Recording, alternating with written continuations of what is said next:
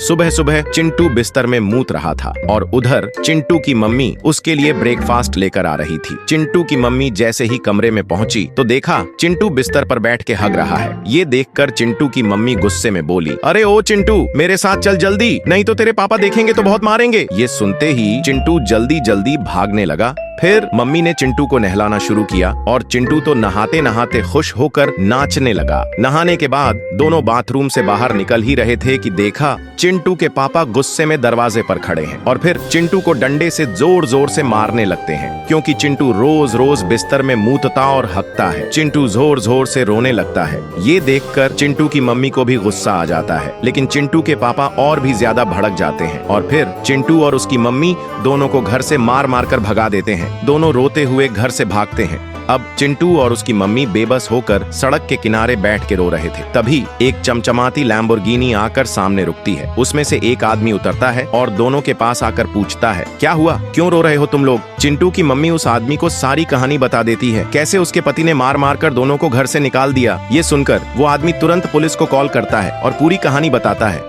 थोड़ी ही देर में पुलिस आती है और चिंटू के पापा को घर से उठाकर ले जाती है। फिर वो आदमी बोलता है, चलो मेरे साथ मेरे घर, अब मैं तुम्हें और तुम्हारे बच्चे को अपनाऊंगा। ये सुनकर चिंटू और उसकी मम्मी खुश होकर उस आदमी के साथ उसके घर चले जाते हैं। घर पहुंचते ही वो आदमी दोनों को खाना देता है और चिंटू और उसकी मम्मी खुशी खुशी सारा खाना खा लेते हैं। फिर रात होती है और तीनों एक ही बिस्तर में सोते हैं। चिंटू बीच में, एक तरफ उसकी मम्मी और दूसरी तरफ उसका नया पापा। सुबह होती है और चिंटू की मम्मी उठती है तो देखती है चिंटू ने फिर से बिस्तर में हक दिया है। फिर चिंटू की मम्मी और उसका नया पापा जोर जोर से हंसने लगते हैं और चिंटू भी बहुत खुश होता है, क्योंकि अब बिस्तर गंदा करने पर उसे डांट नहीं पड़ती।